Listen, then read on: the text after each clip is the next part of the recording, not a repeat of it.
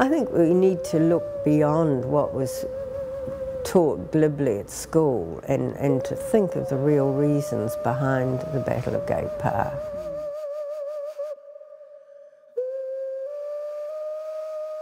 The sanitised version that we have got of the land wars from the victors is a long way from the truth. I think it's a wonderful opportunity for the community of Tauranga to engage with our history and to learn about what happened in the past and how we've gotten to the point that we are today.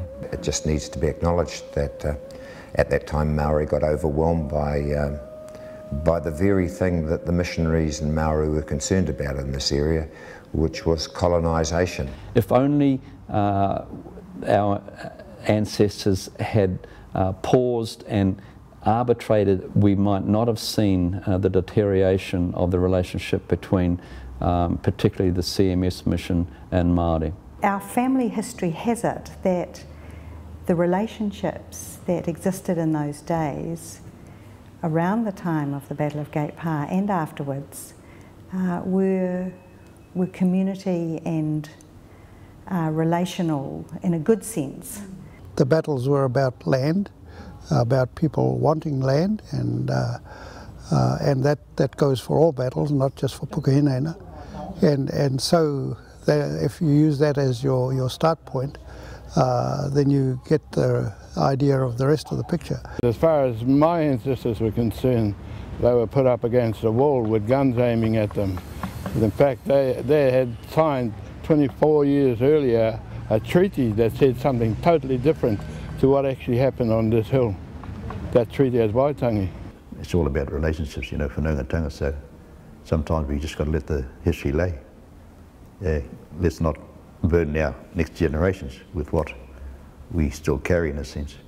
Before the battle, people here in Tauranga, people were going about their business, being gardeners, being fisher folk, enjoying the fruits of their labours. On the 21st of January 1864, warships sailed into the harbour, preparing to blockade it. They took control of the mission station, set up two redoubts there, the Monmouth and the Durham redoubts, and turned it into Camp Te Papa, a military fortification. An interesting time for our people going back into war, something that they wouldn't have been familiar with for quite a long time. So I think there would have been a lot of reluctance. And then when the troops actually arrived in Tauranga, then a feeling of inevitability, well, we don't want to fight this fight, but if we're going to do it the best way we can. And so our warriors prepared themselves for battle as they always had. A group of people had prepared Pukehinena for battle and had actually invited the British troops to come and fight the battle.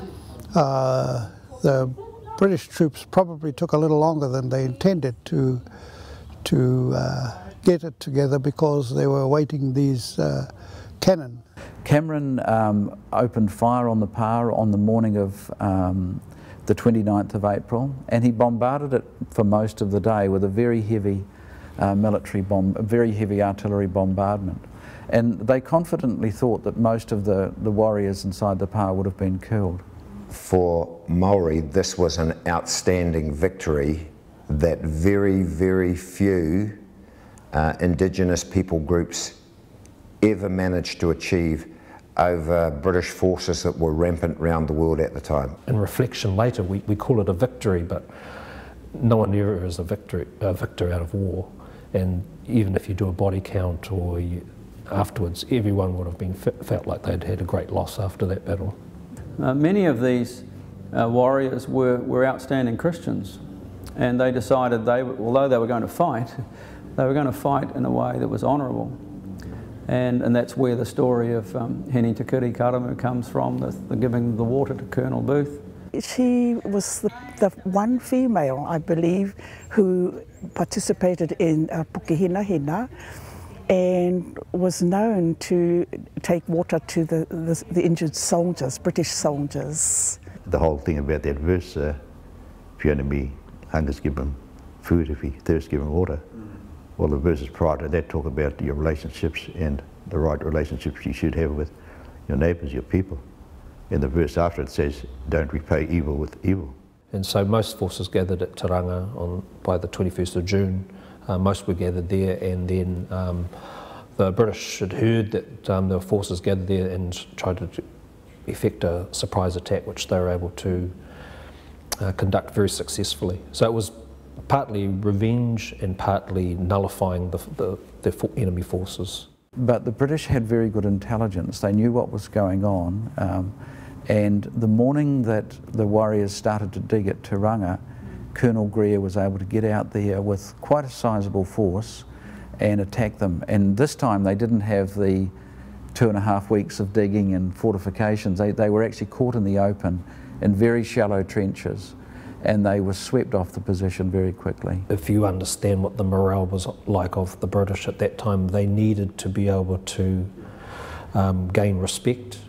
And also they lost a lot of friends at Gate Pa, so it was very much for them taking back or getting one back over the Māori forces at that time. So Tauranga wasn't a fight, it wasn't a battle, it was a massacre. We also had a man of the cloth, if you like, Henare Taratoa, and he was a man of the cloth, being brought up in the Anglican Church.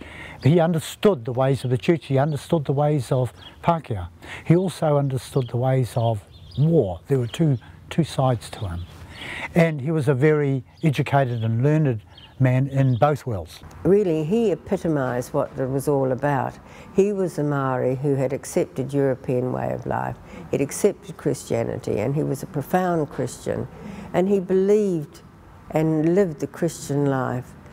And so it must have been most disconcerting for him to find those who had followed were now advocating war. Well, I grew up in Paispa, just alongside the battlefield at Tauranga, and I knew nothing about what had happened there, except a lot of Maoris were killed. These rules for engagement, written written on the day by Henare Taratoa, possibly actually devised by Rahiri Puhiraki, according to James Bellish, and the letters that he has found in the archives show that they predate the Geneva Convention for the Treatment of Prisoners, which is pretty remarkable, really.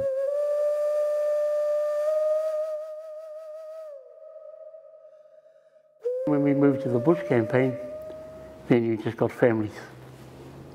The families are being hit.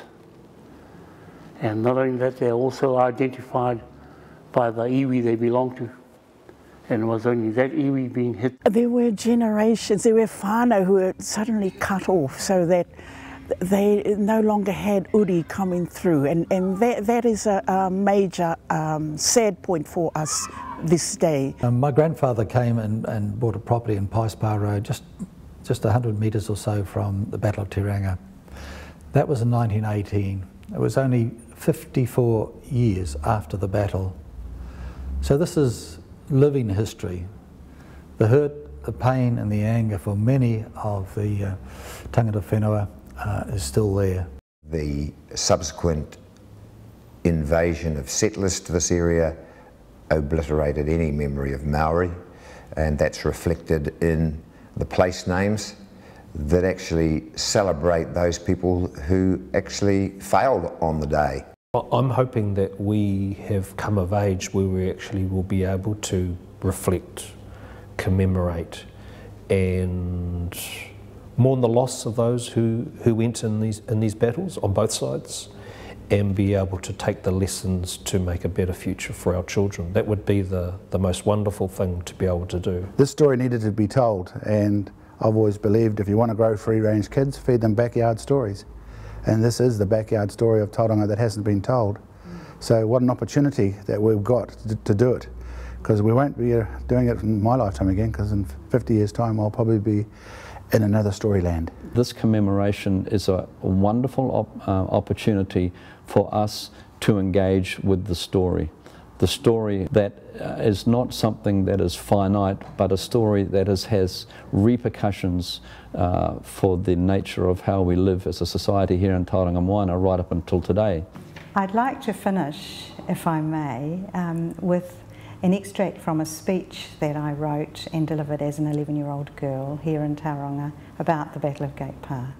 Perhaps the most important thing to remember is the promise found out of the Battle of Gate Pa of better days ahead. For standing out through the battle was the chivalry and Christianity of the Māoris, who without fuss carried out the old biblical verse, if thine enemy hunger, feed him, and if he thirst, give him drink. 8 years we started with Te Koinga, where we started doing this annually out at Tauranga and here. Just a little gathering of people that wanted to get past the blame game and start looking forward to the opportunities of reconciliation. And you know, when that great man Nelson Mandela came here and Sir Hugh Carpenter asked him, what did you learn after 27 years in Robben Island? He said, all I learnt was how to forgive.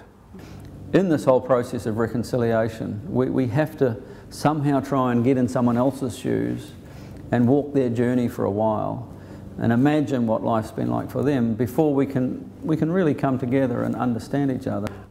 I'm not a person who wants future generations to carry the burden or grievance or any guilt that was carried to the grave by our previous generations. Now is the time for reflection and commemoration and doing what we preach.